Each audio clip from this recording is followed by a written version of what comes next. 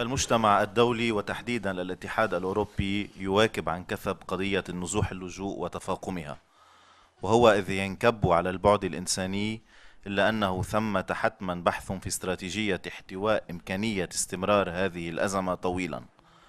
رئيسة بعثة الاتحاد الأوروبي السفيرة أنجلينا ايخورست تعمل بهدوء وفعالية في هذا السياق، وقد أثبتت تفهمها بعمق لبنية التركيبة اللبنانية على كل المستويات، وهي تبذل جهودا استثنائية لمساعدة لبنان على تجاوز هذه المرحلة الدقيقة بحماية ديمقراطيته ومؤسساته الدستورية واستقراره على هشاشة نافرة فيه.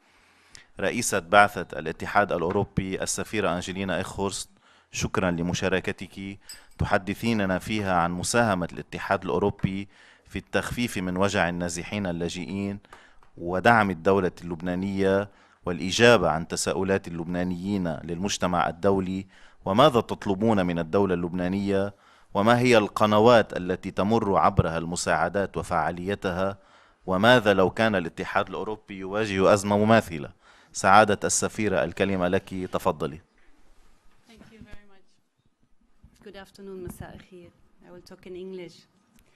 Thank you first for organizing the Democratic Renewal Movement. This gathering, we should have this on a daily basis. We should have this on a national level. We should have this on a regional level and international level.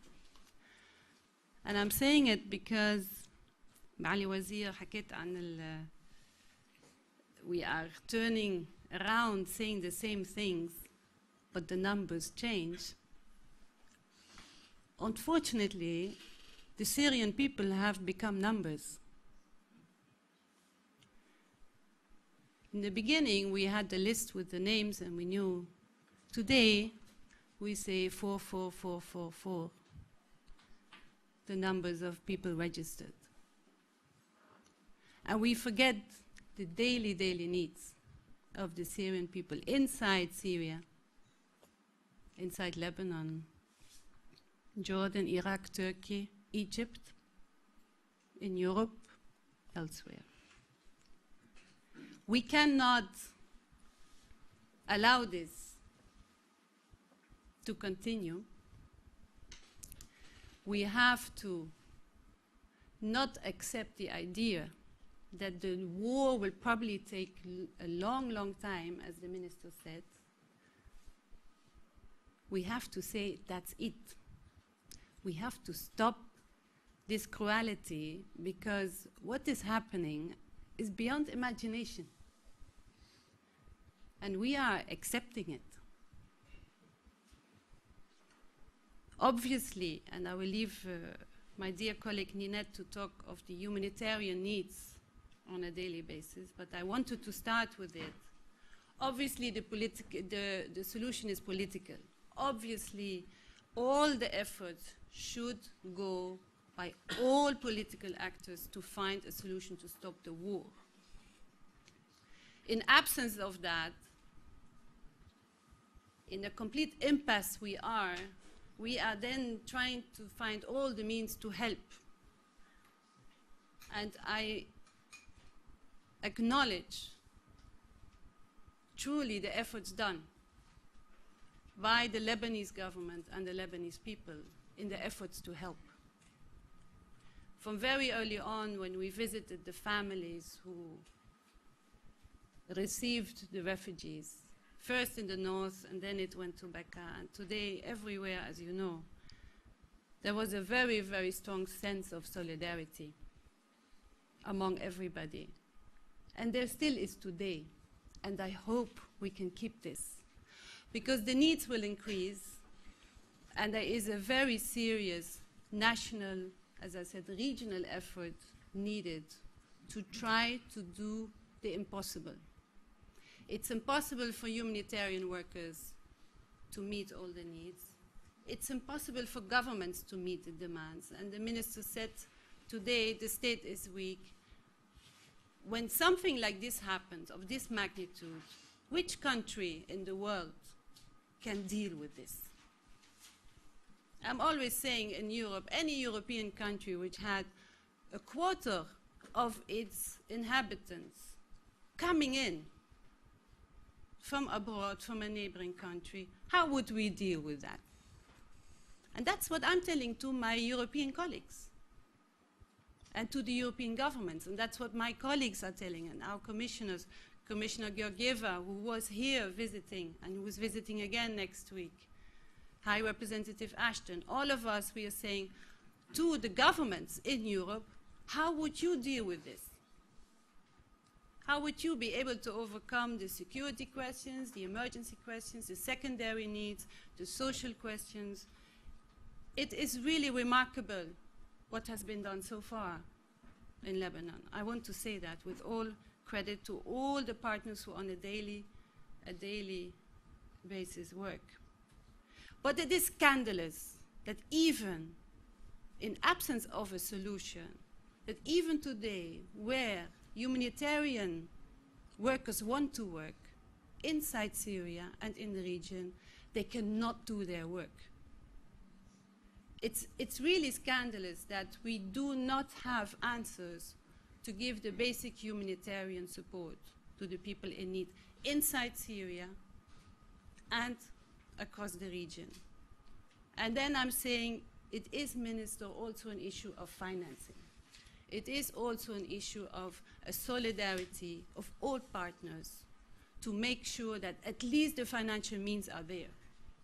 And we have them. As European Union, we have already today to help the refugees and the host families in the region. We have already today made available 600 million euro. Not everybody knows that. And on a daily basis, I'm being asked, what does the EU do? What does the EU do? Well, we are actually gradually, it's not immediately from day one, living up to the commitments we have been giving in Kuwait. And we are also, not just in Kuwait, but elsewhere, and we are also asking other partners to do so, because the needs are enormous. And even this, what is now on the table in terms of financing, we know it's not enough. And Ninette will tell you, for UNHCR and all the other agencies and all the NGOs we work with, UNRWA, the needs of UNRWA are enormous to try and meet the basic needs of the Palestinian refugees coming from Syria, who indeed, Minister, they have been uprooted twice. They are paying another extra price to this disaster. It is a disaster, and we are sleepwalking in the disaster. How many people realize really today what is going on in terms of needs of the refugees? How many people really see those needs on a daily basis? That's why I'm saying I hope that from these kind of gatherings that we can help mobilize the understanding for the needs at hand. As European Union, first, definitely work as much as possible together on ending this war. Definitely, as much as possible, try to get the assistance to the people in need, where we can, as much as possible.